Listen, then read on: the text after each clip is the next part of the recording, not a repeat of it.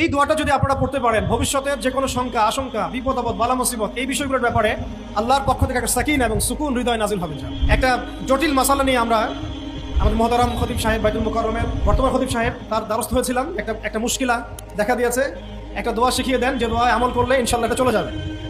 তা আমাকে তিনি পার্সোনালি বলেছিলেন যে এই দোয়াটা যেটা আমি এখন শিখিয়ে দিচ্ছি আপনাকে, এই দোয়াটা জিবরাইল আলাইহিস সালাম রাসূলুল্লাহ সাল্লাল্লাহু আলাইহি ওয়াসাল্লামকে শিখিয়ে দিয়েছিলেন, এবং রাসূলুল্লাহ সাল্লাল্লাহু আলাইহি ওয়াসাল্লাম এই দোয়াটা খালিদ বিন ওয়ালিদ রাদিয়াল্লাহু আনহুকে শিখিয়ে দিয়েছিলেন।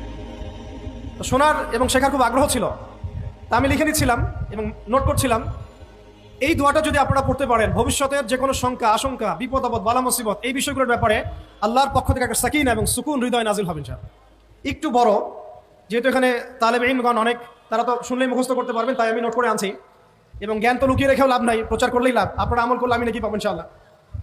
তো এই দোয়াটা হচ্ছে আউযু বিকালিমাতিল্লাহি তাম্মাতিল্লাতি লা ইউজাবিজুহুন্না বাররুন ওয়ালা ফাজির মিন শাররি মা খালাকা ওয়া যারআ ওয়া বারআ ومن شر ما ينزل من السماء وما يعرج فيها ومن شر ما ذرأ في الأرض وما يخرج منها ومن شر فتن الليل والنهار ومن شر طوارق الليل إلا طارقا يطرق بخير يا رحمن। এই দোয়াটার উপর আমল করতে থাকেন, দেখেন ভবিষ্যতের আশঙ্কা দূর হয়ে যাবে ইনশাআল্লাহ।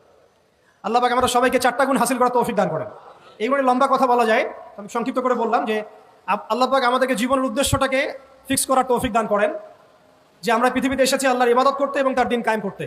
এবং এই মিশনে আমাদের প্রথম দরকার হচ্ছে দ্বীনি ইলম অর্জন করা, এবং এটা একটা লম্বা সিলসিলা, এই ব্যাপারে তাড়াহুড়ো না করা।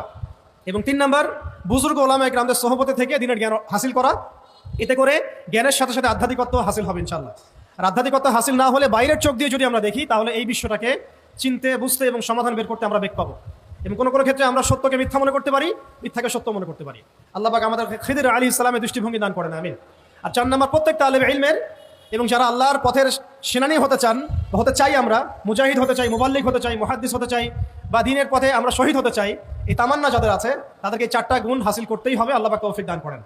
1 নাম্বার শুকর, 2 নাম্বার সবর, 3 নাম্বার তাওবা এবং 4 নাম্বার ইস্তেআযা বা আশ্রয় প্রার্থনা। আবার বলছি, 1 নাম্বার শুকর, বেশি বেশি শুকরিয়া আদায় করা, 2 নাম্বার সবর করা, 3 নাম্বার হচ্ছে পূর্বের পাপের জন্য তওবা করা, এবং যখনই পাপ হবে তখনই তওবা করা। ওলামায়ে কেরামগণ বলেন যে সকাল সন্ধ্যায় সাইয়্যিদুল ইস্তিগফার কখনো না ছাড়া, সকাল সন্ধ্যায় সাইয়্যিদুল ইস্তিগফার কোনো অবস্থায় যেন না ছাড়া। এটা নিশ্চয়ই আপনাদের মুখস্থ আছে।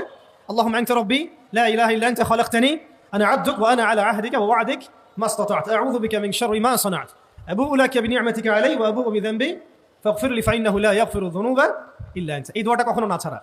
এবং যখন পূর্বের কোনো পাপের কথা মনে হয় যে এতদিন আগে আমার একটা পাপ হয়ে গিয়েছিল, মনটা একটু খারাপ হতে পারে, চোখে পানি আসতে পারে, ইমিডিয়েটলি পড়তে বলা হচ্ছে আস্তাগফিরুল্লাহ ওয়া আতুবু ইলাইহি, আস্তাগফিরুল্লাহ ওয়া আতুবু ইলাইহি। আল্লাহ পাক সবাইকে খাস তওবা করার তৌফিক দান করেন। এবং 4 নাম্বার হচ্ছে আমাদের জন্য জরুরি, সেটা হলো ইস্তেআযা বা আল্লাহ পাকের কাছে আশ্রয় প্রার্থনা করা।